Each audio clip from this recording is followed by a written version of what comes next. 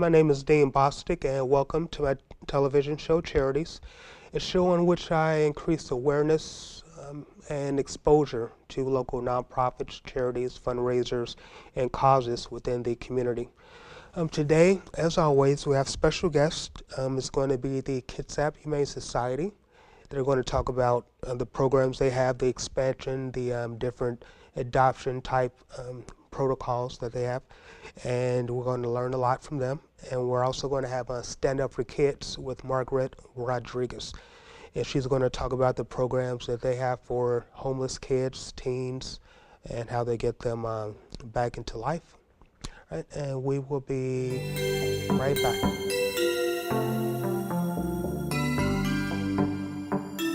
So, welcome back, and today's guest is the Kitsap Humane Society. And Eric Stevens, Executive Director, is going to tell us about what the Humane Society has going on, their different projects, and give you guys a bunch of good information on the Humane Society. And Eric, nice to meet you, sir. Hey, thank you, Dean. We really appreciate thank you. being invited and the opportunity to talk to the public about our work at the Humane Society. You know, we are our community's public shelter. Our basic job is to rescue animals and find them homes. And we work with a lot of animals. I'm not sure if the community is fully aware, but the last 3 years we've been averaging about 6,700 animals per year that have come through our doors. Oh, wow. And our goal is to make sure that every animal leaves and has a good home. We have a tagline that's rescue, rehabilitate, rehome, and I want to talk about each of those because the rescue is the part of the animals coming into the shelter, and they come to us from different places. There are a lot of stray animals. You know, they're lost, they've been abandoned, and last year in Kitsap County we took in over 2,800 stray animals. Oh, wow. That's one source of animals coming in. A lot of people also have to surrender their pets. You know, we live in a military area, people get transferred, they can't take their pets with them, or sometimes people just become unable to care for their pets anymore. Maybe they're sick or elderly or indigent or some crisis in their life and they have to give up their pet. And that's really difficult. We've taken a lot of surrendered pets. Last year we took in over 1,600 surrendered pets, again, just from Kitsap County. Oh, man. And then we also bring in animals from other areas. We call it our transfer program, our Rescue Me program, because there are a lot of other places around the region, around the state, around the country that don't have the same life-saving programs that we do or the ability to adopt as many animals out. So last year we transferred in over 2,300 animals from other shelters. Oh, wow. We call them our partner shelters. We have about 75 different shelter partners around the country. Some of them come from local areas, but some of them have come from far away as Texas and Hawaii and California. We've taken animals from some of the disaster regions, been part of those rescue efforts. So that's the rescue part of what we do. But a lot of animals, when they get to the shelter, have a lot of needs. I mean, some animals are just ready to be adopted out, but some animals come in very distressed, very scared, and they may be, their behavior may not be ready to be adopted out.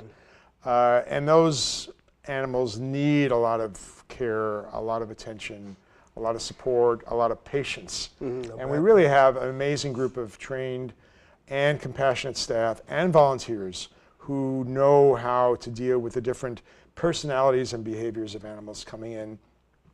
So we have a behavior program, and Sarah will talk about that a little bit more in a little while. But then also a lot of the animals come in and they may be sick or injured, or maybe it's a stray animal that has been hit by a car. So we have a very significant veterinary medicine program. We have 3 full-time veterinarians on staff. Oh, nice. And we try to take care of every animal who is sick or injured. They could have a relatively minor condition, like an upper respiratory infection or an eye infection, and maybe just a little medication is going to take care of it.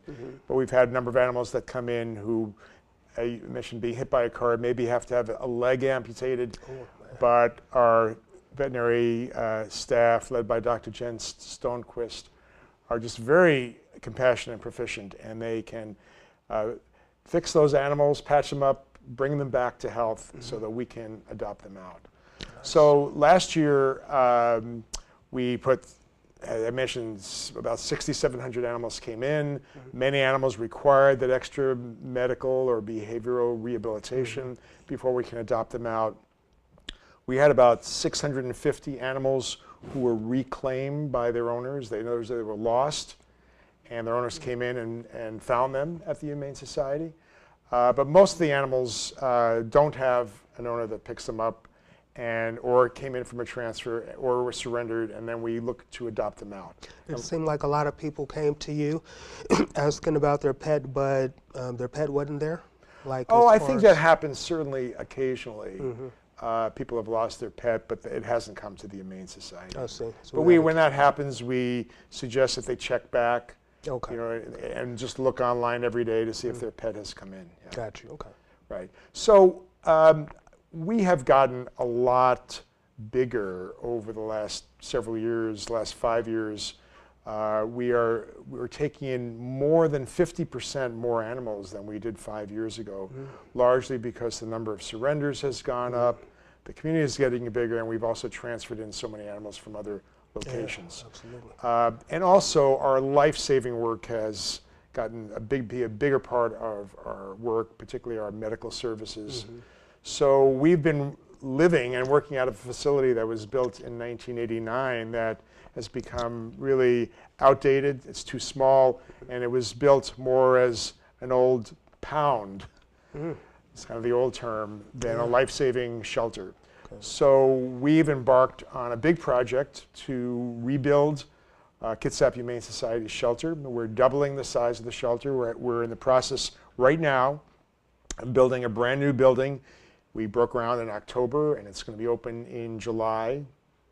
July of this year? July of this year, yeah. Oh, wow. I got to give you a high five. Yes. It's about 9,000 square feet. It's going to be our pet adoption center. Okay. So all of our cats, all of our dogs that are up for adoption, and even a few other small animals of different types will be put up for adoption. We have a brand new, larger lobby to better serve the thousands of customers who come in. We figure more than 50,000 people come through our doors every year. I mean, we really are a regional resource. About 20% of our adoptions come from other areas outside of Kitsap County, Jefferson County, Mason, Thurston County, Pierce County. So we've become a place that people can trust. I mean, if you are a citizen and you need to, for some reason, surrender your pet, or if you need to bring in a stray animal, I mean, you can trust us that we're going to take care of this animal. We're going to do everything we can to save its life and find it a good home. So, but we need a better facility than what we have, especially with our outstanding work. Last year, we saved over 97% of the animals that came through our doors. Nice. Yeah, and that really puts us in kind of the upper echelon around the country in terms of what we call our save rate. And so we're very proud of that, and that's our commitment. And we have an amazing staff there and volunteers. They're compassionate, they're caring, they're hardworking, and they're very professional and skilled. Okay. But back to the building, so we are look to open our pet adoption center in July, and then we're going to go back in the following year in 2020, and we're going to renovate our existing shelter and give more space to our life-saving programs, our behavior program, our medical veterinary program, because they need more space. And our foster care program, and that'll also be where animals come in for intake.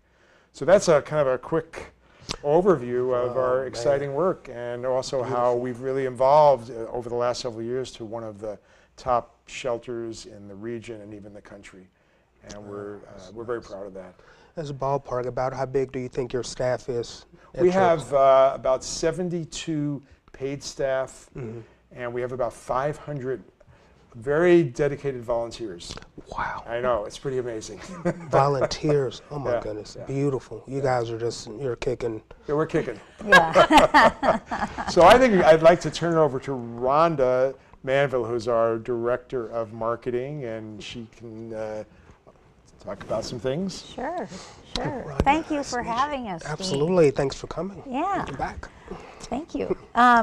Well, my role at Kitsap Humane Society is to spread the news about all the good work that's happening at Kitsap Humane Society, not only about the new capital campaign and to engage our donors, but also to share all the fabulous work that Sarah's team does. We're the little shelter that could, is what a lot of people say about us. I came to Kitsap Humane from Seattle Humane, and we actually at Kitsap Humane admit almost as many animals as Seattle Humane Society, which is really serving the greater metropolitan Seattle area. And here we are in Silverdale, Washington, Wow, serving Kitsap County. And, you know, we have a smaller staff, but small and mighty, and very innovative. And you know,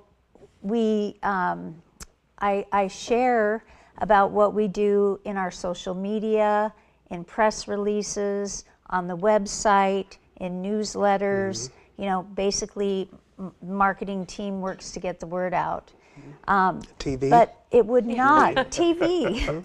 But you know, none of that would mean anything if we didn't have this incredible animal-loving community that we serve, that has very high expectations of us and of our work, and high expectations about the treatment of animals in our community, and a whole lot of compassion.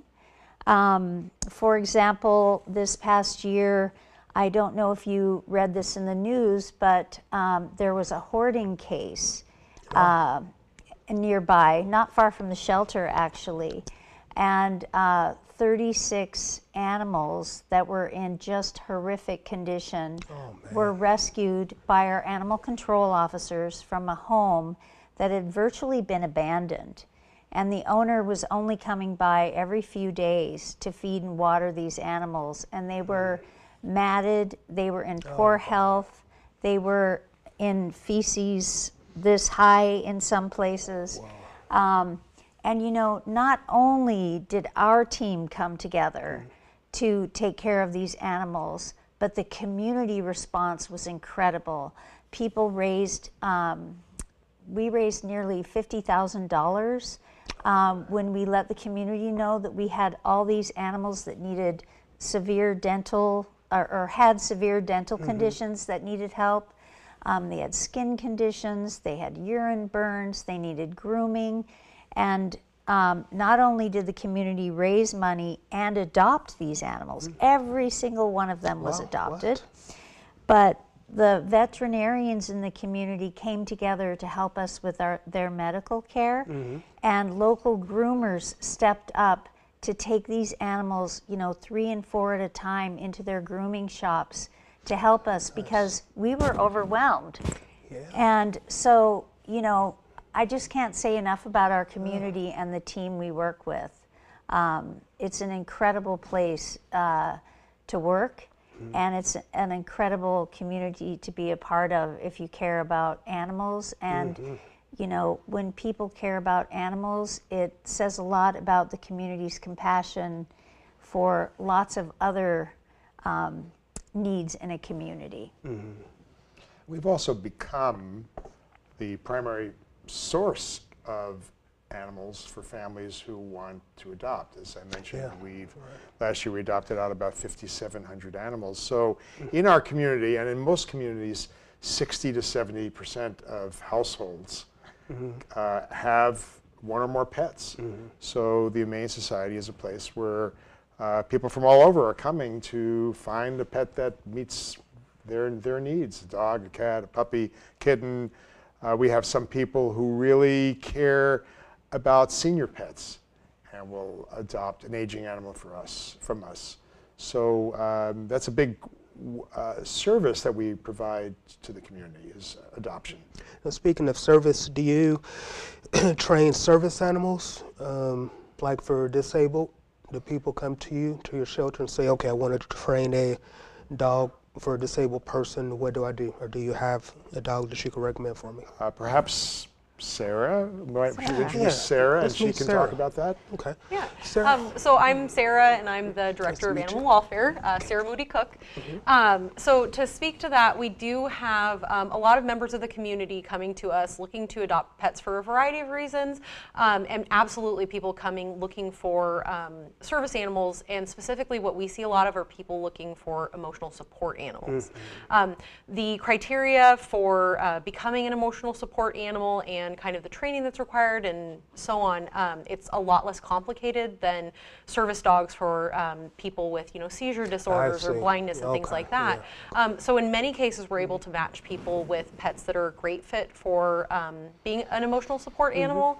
When it comes to service dogs, for example, the training required is extremely extensive and typically costs the people who are getting those dogs for support, it's several tens of thousands of dollars for that training because it's so complex and so detailed.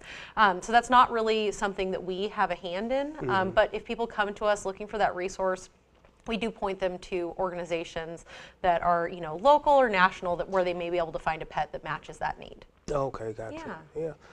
I want to say, I know we live in a community with a lot of military folks and military families and veterans, and we know that there are individuals who are dealing with post-traumatic stress disorder, and we've had veterans who have come in and have adopted pets for that very specific reason, to have a companion to provide that emotional support. And we hear from some of our adopters where that has made such an amazing difference in their lives, having that companion. Yeah, absolutely, man. That is so cool. I want to give all you guys congratulations on the great work that you've done. I mean, super, super cool. And you're going to break ground in July. Well, we've actually broken ground already. The building is going up. It's about halfway, the new building halfway done. We're going to open the new building in July. Okay, so I want to have you guys back on in a couple of weeks. Kind of let us know how things are going, how the progress is going, and We'd love to stay connected with you. Absolutely, yeah. I want you guys to come back and become part of my series. So we will be right back with Kitsap Humane Society staff, and we'll be right back. And welcome back to Charities. I'm Dean Bostic, the host, and today I'm featuring the Kitsap Humane Society with Eric, Rhonda, Sarah, and who's our new person there? This is Molly. So Molly came to our shelter via our Rescue Me program, our transfer program where we help pets in high-risk areas that don't have the resources we do here. She actually just flew in last night from the Hawaiian Island Humane Society. Oh, yours must be tired. Yeah. She's about 6 or 7 months old, just a little mixed breed. This is a dog that in our community would get adopted really fast, and when she is available for adoption tomorrow, we do expect her to get adopted quickly. But some of our rescue partners, they don't really have the same adopter base that we have or the same resources, so dogs like Molly risk euthanasia for space at some shelters in other areas of the country. And since we don't have to euthanize to make space, and we are lucky to have all of the programs and the community support that we have, we're able to transfer in dogs and cats and other pets like Molly to give them a second chance in our community. That's beautiful. Wow. Our Rescue Me program is one of many innovative, progressive programs that our shelter has going on, and we're really proud of all of them. It's hard to pick exactly which one to start talking about because they're all really exciting and all really crucial to what we do at the shelter. We really strive to provide holistic, individualized care for every animal that comes through our door. So we evaluate them as individuals and make different plans for them to support them during our stay and help them find adoption placement or rescue placement if that's what's needed. And we have a variety of programs that allow us to kind of meet that end. one of the most important programs that we have is our behavior program. Our canine behavior program, led by our canine behavior and training coordinator, supports the behavior needs of all the dogs that come through our shelter. Being in a shelter is stressful for animals as much as we do to mitigate that stress and make things easier for them. And so we really have to keep a really close eye on them when they're in our care to make sure that they're staying happy and healthy. And our behavior program does so many things to make sure that happens. So we do things like in-kennel enrichment with specific games and toys. We have all kinds of different plans for out-of-kennel time. So we have a big team of volunteers that takes dogs on field trips and sleepovers and little shelter breaks at their house where they get to spend the night for a few days. Cool. And then we have a variety of different things that we do at the shelter to also make sure that the animals are staying comfortable. So specialized housing plans, a variety of training tools and techniques. It really depends from animal to animal exactly what we do, but basically our goal for each animal is to make sure not only are they comfortable and happy when they're with us, but that we do find them that best adoptive home. One example, Rhonda, if you wouldn't mind helping me, of a dog that really needed a lot of behavior support when she came to our shelter was Leia. Leia came to us as a stray from Port Orchard. She was about a 3-year-old lab Rottweiler mix, and she was super, super stressed. Just really fearful, really anxious, really uncertain about people and being in the shelter. And so our behavior team worked with her extensively to get her comfortable, help her form relationships and build friends within our staff and volunteers. And then that way we kind of knew what it took to make her happy and make her feel safe. And we could then utilize those tools in an adoptive home to make sure that she could meet adopters and be successful in a home. I see. And so now she is in a home. She got adopted after several months in our care because she needed a really specialized home, and she's doing wonderfully. And great. we've got a million stories like that. Every pet that comes through our door has a story, but we do, really try to look at every animal as an individual, like I said, so we have so many, thousands of these individualized stories. Another one that kind of falls under that behavior category, Cruz. Cruz came to us. He's a 7-year-old kitty, obviously. He came to us when his elderly owner was no longer able to take care of him. And he, again, was very confused and stressed and just didn't know what had happened because his world had turned upside down. And so for him, we had to utilize a really specific plan of housing him in some of our quieter kennels, then giving him 6 weeks of time in a staff office so he could really feel safe and comfortable and loved. And then finally we were able to have him meet adopters, and he got matched with a really wonderful adopter and is doing wonderfully in a home. That kind of individualized approach that we take, we find works really well for the pets in our care because they all have their own personalities and their needs, but it also really helps us match them with the best adopters for what works for them. Most of our programs in our shelter are focused on supporting the animals, obviously, because we're an animal shelter. And a big chunk of that we do is fostering. I think Eric may have spoke to that a little bit. We had over 1,200 animals in foster care last year. Tell us a little bit more about what fostering? Yeah, absolutely. So foster care is home-based. So people take animals from our shelter, our volunteers, and care for them in their homes. And that way they aren't taking up space in the shelter that's needed for other animals, but also their specialized medical and behavior needs get met.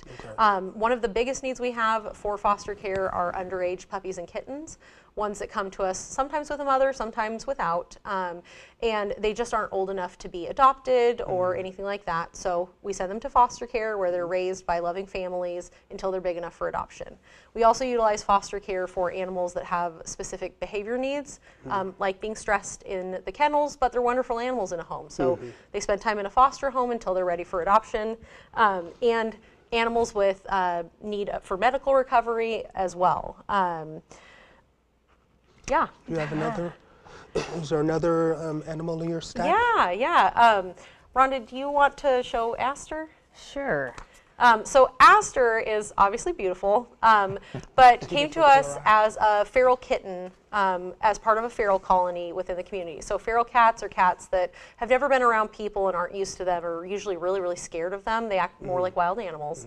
And with cats that haven't had that exposure to humans, we place them in barn homes.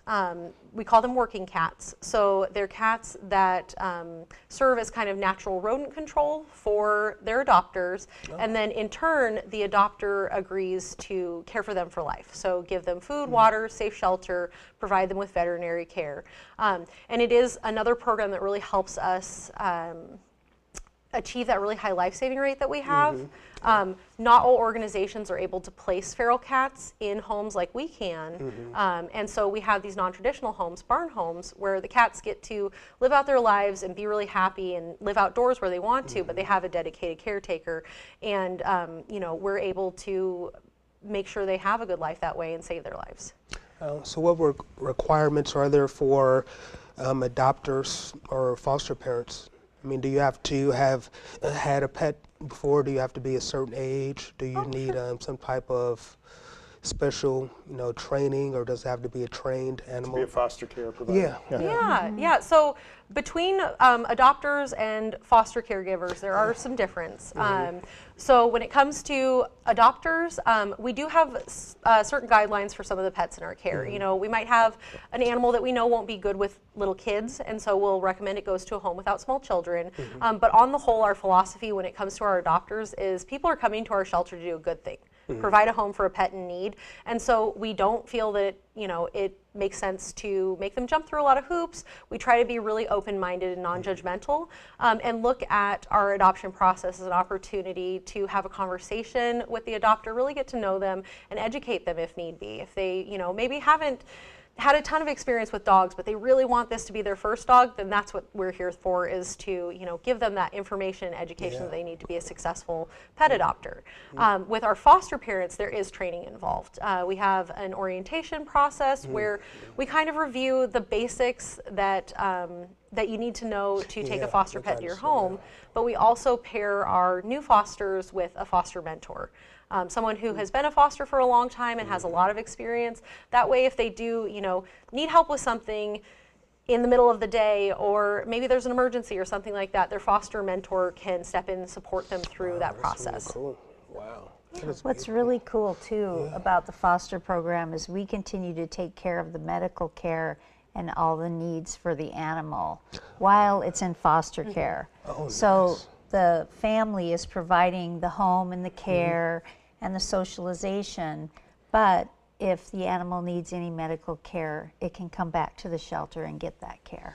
Wow, that is beautiful. And it may just be like a quick office visit. Bring the foster parent, brings the pet in, maybe for a half hour, the veterinary staff check the animal over, maybe update the prescription if there's medication, give some new instructions for the foster parent, they go home, and the animal continues to get good care. Wow, that's so amazing. We want to thank the Kitsap Humane Society for the job they do in the neighborhoods, communities with little Molly. Molly, you want to wave at the camera? I want to talk, can I talk a little bit about Absolutely. Sarah mentioned about the shelter being a stressful environment, and as I mentioned earlier, we're in the process of building a new shelter and building a new pet adoption center, and one of our primary goals in that is to provide better housing for the animals. Because right now, for example, our dog kennels are all the same size, and they're kind of small. They're fine maybe for an animal like Molly, but if you have a big dog or a dog that's very agitated, being in a kennel that's, say, about the size of this table is not going to be very conducive for that animal to calm down and even show well to prospective adopters. So in our new building, all of our dog kennels will be larger than current, and some of our kennels will be jumbo size, so that if we have a big dog or again, a dog that's very agitated, they have some space to move around. They can step back away from the gate so people aren't necessarily right in their face. Yeah. And we just think this is going to provide a better, more comfortable, more secure environment for the animals, and be a place where people are going to want to come and adopt animals. So that's going to be really important. Right now, we have some of our cat kennels we call cat condos. They're actually very beautiful. There's a living area, and then there's a compartment with, where they go potty, litter box. So we're going to continue to have, we're actually going to get even larger ones, but we have right now cats in some of our back areas who aren't yet up for adoption in very tiny holding kennels. And so in our new facilities, all the animals are going to have much better and larger and more comfortable housing. Wow, that's nice. They're going to be a lot happier, too, a lot. Yeah, and feel a lot more secure. Absolutely. Yeah. Man, Dean, that is so cool. Yeah. Do we have time to talk about some of our community support programs? Sure.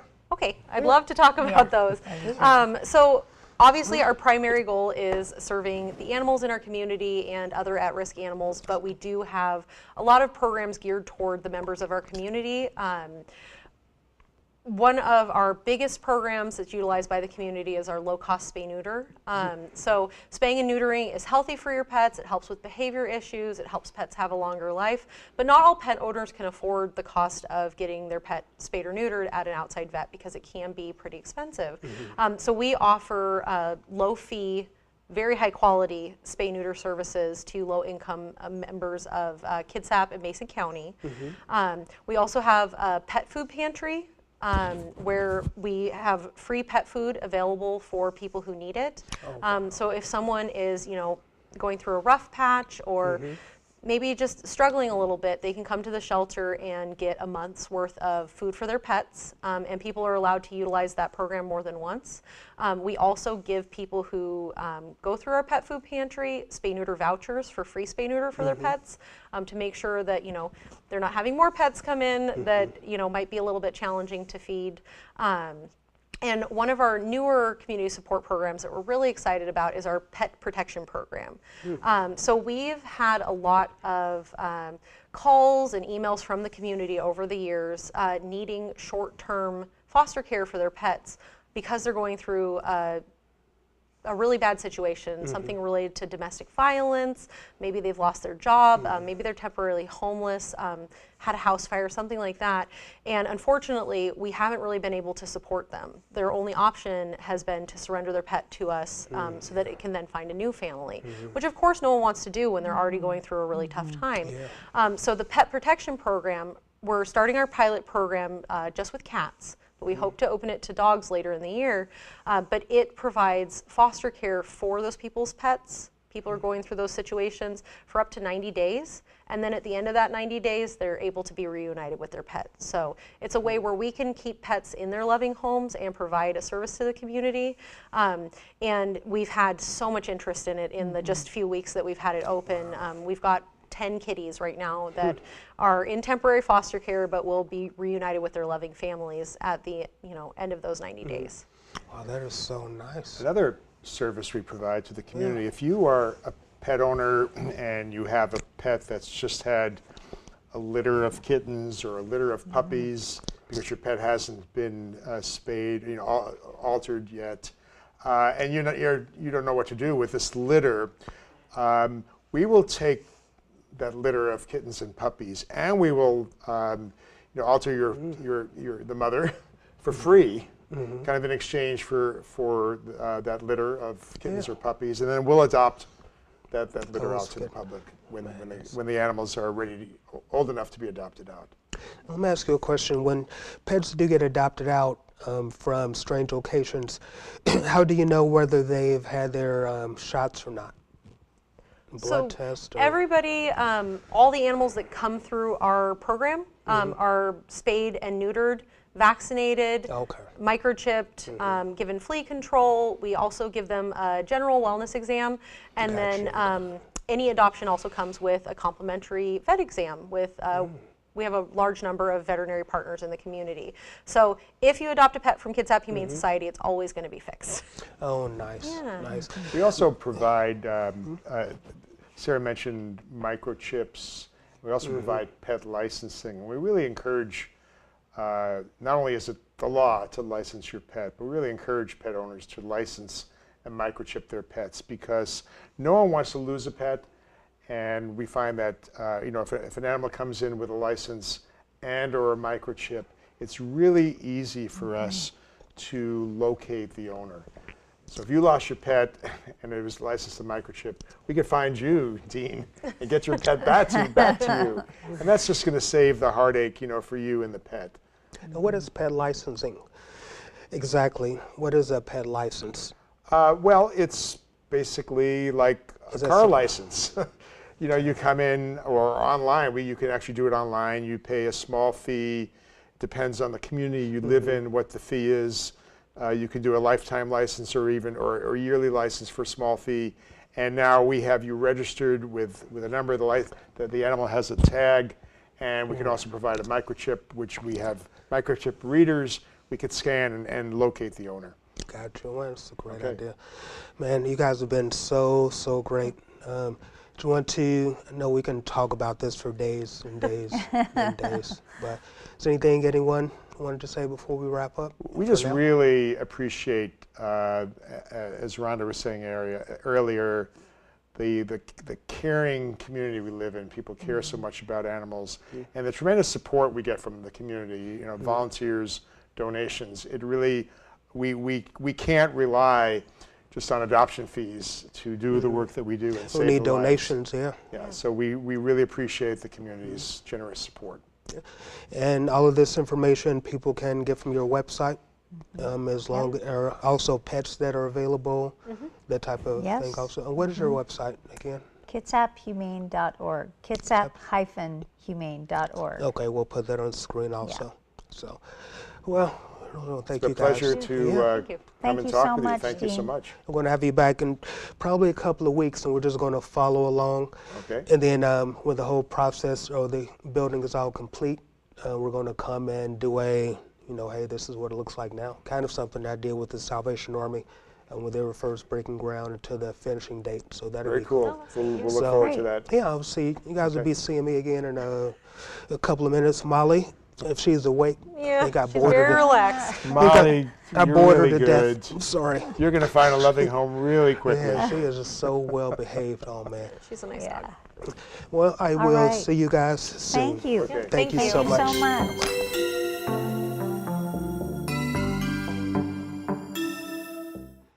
And welcome back to Charities with Dean Bostic, the host.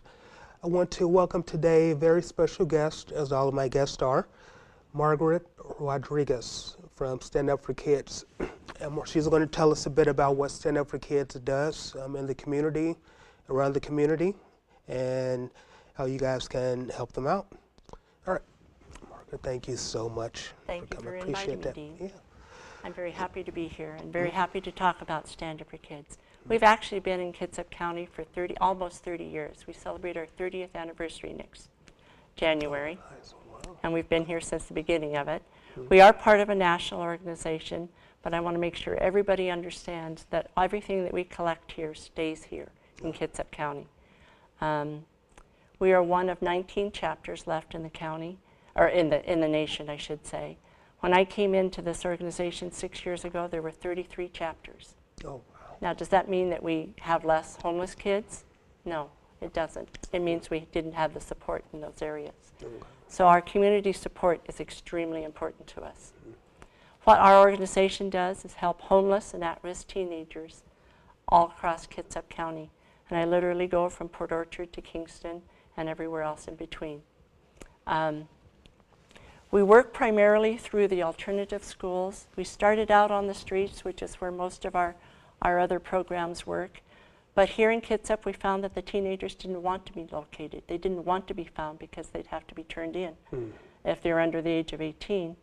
And so we worked on working through the alternative schools to keep them in school to help them get out of the homeless situation. Now, we've also, most people think that homelessness for kids is caused because they just didn't want to listen to mom and dad. We haven't found that. Our issues that we have with our kids are abuse. My very first client that I had called me crying because she had already emancipated herself from her verbally abusive mom. But then she left with a boyfriend who became physically abusive and had a friend who had an apartment and said, come live with me. And which was great, except for the rent went up. And now she needed somebody who could help with the rent. And this girl had to leave in a month. And she was just crying, I don't know what I'm going to do. Where do I go? Well, I said, and she'd already told me that she had graduated from high school. She was in college at OC and was doing well. And I said, okay, now stop and think about what you're doing, what you've done. I said, you were out on your own. You graduated from high school. You're already in college, you filled out your FAFSA. I said, my own kids couldn't fill out their FAFSA, and you filled out your FAFSA. Now I have one more thing I want you to do. I said, I want you to go down to Kitsap Community Resources and ask them if they've got any housing available. We do not have housing ourselves, so we have resources. Well, she called me back in a couple of days and said, yes, they have a room for me that I can share in a house. I said, great. So I went over and helped her pack, moved her into her apartment, took her shopping, and she said, well, you can't afford this. I said, you're right, I can't afford this. Well, who would? I said, our community. Well, why would they do that? They don't know me. Well, because you are our future. And if we don't take care of you, who's going to take care of us? And that's the way society works. Well, she did well. I do all kinds of events all over the county, and one of the events is usually in the fall at Olympic College. And she said, I knew you'd be here. She came and found me. She had a 4.0 going and a job. Whoa. And so she was off and running, and that was great. We don't get to see all of our kids because we work through the alternative schools, but what we provide for them are food bags like this one, which have 10 items in it. There's breakfast, lunch, and dinner, and a couple of snacks in there, which is for one day. Now, everyone says, well, are you part of the Backpack Brigade? No, actually, the Backpack Brigade started with us 30 years ago. But this is for high school and junior high schoolers. And this, they can pick up if they're in school for, if they're going to be out of school for 2 days, they can pick up 2 of these. If they're out for 3 days, they can pick up 3. We were able to partner in some other areas. One of them is CJ's Deli, which is across from Evergreen Park. And they act like surrogate moms there, which is awesome. The kids come in, they pick up their food bags, and they have to toe the mark. They have to be nice. They have to be courteous. They can't just come, I want my food bag. Nope, it doesn't work that way. You know, they have manners, and they do what they're supposed to do. They also can get food. Besides the food, we have hygiene bags, which has their basic needs. And, we put it in the bags like this because, as we tell everybody, everything that these kids have is in a backpack. They don't like to go, and a lot of them are on the street, and they don't like to go to the shelters because if they couldn't trust their parents, they don't trust anybody else as well. So they're taking care of themselves. We provide, besides the food and the hygiene, we provide clothes, shoes. In fact, I'm taking care of a family this afternoon that needed clothes and shoes and food all at once. We provide tents, sleeping bags, whatever it takes for them to succeed. And we provide the school supplies, whatever it is. So we're part of the back to school program for Bremerton every summer and give out tons of things at that time. But we're also on call for all of the alternative schools. And I can give you a list of them here. We're in the Discovery School at Port Orchard, Renaissance, Open Door, Drawbridge, Grad Point, Shield at Bremerton for Bremerton High School, Mountain View School for Bremerton, Barker Creek, the new alternative school, which is the CK school. They combined all of their their alternative schools into the one, which turned out to be a perfect placement for them. We also support the Suquamish After School program, Olympic High School, and their ASL, the office and the ASL classroom, the Olympic College Students in Need group, and the Students in Government at the Olympic College. Oh, wow. So that they all can survive. You know, we have, in fact, one of our former clients' newest volunteers is a graduate now of Olympic College. She was 13 when she went homeless. Mom remarried, and the dad said, oh, raising a teenager wasn't part of the bargain. So she was out on the street on her own. She was already in an alternative school at that time where she was getting food bags. She got her clothes from there, but she felt safest under the Manette Bridge on a cement slab because she only had to look on 3 sides. She didn't have to watch her back at the same time. Yeah. But she walked from the Manette Bridge to the alternative school behind CK Middle School, which is a long ways to walk. When we found out, we were able to get her the bus passes that she needed to ride the bus back and forth. So that, yeah, she said, boy, that was a good day. Not bad. But she made these food bags last so that that was the total of her food. And then she graduated from there, went up to the high school. Now this was before we had the McKinney-Vento law, which thank heavens for that law now. Because when she got to the high school, they needed a parent's signature. No parent, no school. What's that law? It's called the McKinney-Vento law. And what's that? It's a law for independent teenagers that they can actually sign themselves in, and they're responsible for themselves and the schools and that. Okay. It gives them the rights to be in school, which they didn't have. Like I said, she didn't have a parent sign her in. She couldn't go to school. Okay. So for 3 years, she didn't get to go to school, and she said, I did like everybody else. I got into drugs. I got into trouble. And she said, but she never got arrested. She said the police would stop her and check, you know, ask her what she's doing and why she's doing and whatnot. And one night they stopped her, and there were 2 of them together, and one of them said, well, we need to call her parent. And the other officer said, don't bother. They don't care. And she said at that point she knew she was on her own. Oh, man. But she was a one determined gal. When she turned 18, she cleaned herself up. She didn't have money to go to rehab, but she cleaned herself up, went to Olympic College, got her GED, got her AA, got her medical assistance license or certification, and currently works for Peninsula Health. Oh, nice. And came back to us. She sought us out at the Olympic College events, and came back to work for us so that she could help us. And that is beautiful. She's actually done a video for us on that whole subject. So that's one success story that we have. Another one was at CJ's. They keep a donation can there for us, and they insist that it's there, and their clients insist that it's there.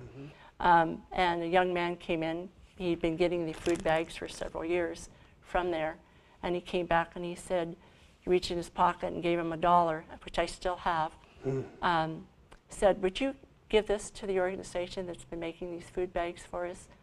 I won't need one anymore because I've got a job and I get my first check on Friday. Oh, that's nice. And he comes back on occasion and puts money in. Wow. And like I said, they're surrogate moms, so they know the kids, and they keep track of the kids and check on them if they haven't been in for a while. So it's a great place to have. One of the things I also want you to know is that we have been awarded for 2 years in a row the Charity Navigator Award, which is the highest award you can get as a nonprofit for transparency. Let's see that again. I'm pretty proud of that one. Oh, okay. Um, Charity Navigator, certificate, 4-star rated. Man, that is beautiful. Just yeah, November. we're pretty proud of it.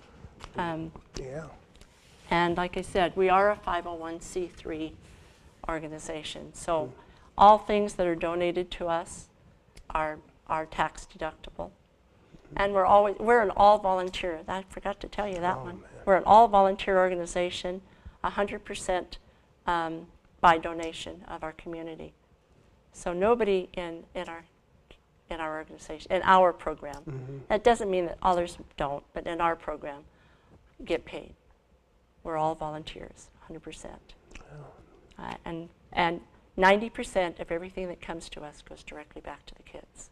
Oh, nice. What are the age ranges, by the way, of the kids that come to see you? Thank you. I forgot to mention, our focus group is 12 to 24. Okay. That's our focus group. And when I do my talks, I have talked to a lot of school organizations and young kids, and they say, well, if I'm 10, you're not going to help me?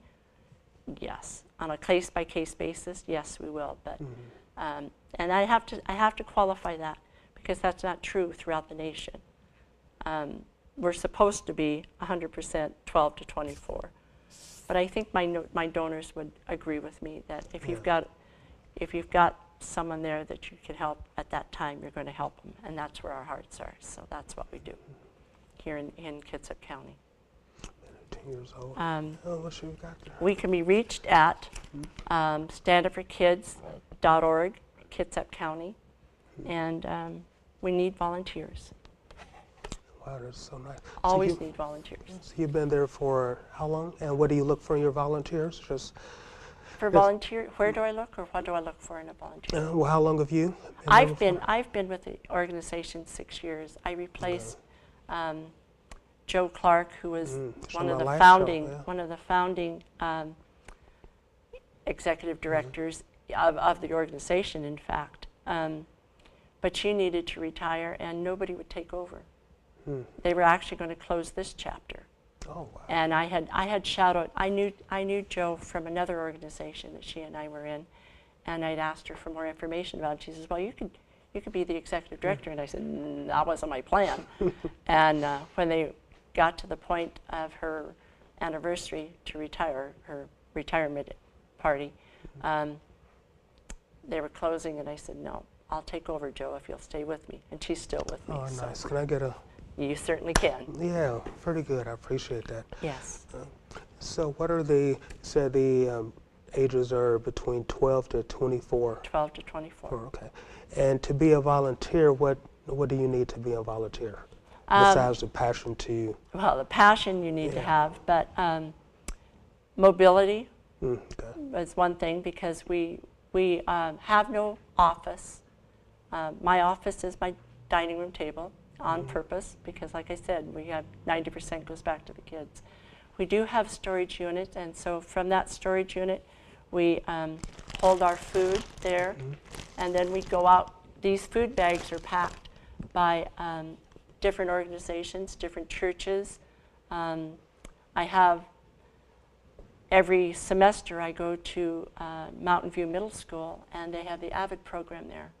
And I talk to all of the 6th graders in the AVID program about Stand Up for Kids, and we have a nice discussion about what they can do and how they can make a difference in our community as 6th graders. And as I always tell them, smile and treat everybody as you want to be treated. That's the #1 goal. You know, you can change a person's life with a smile. Yeah. Anywhere, and that's what I ask them to do.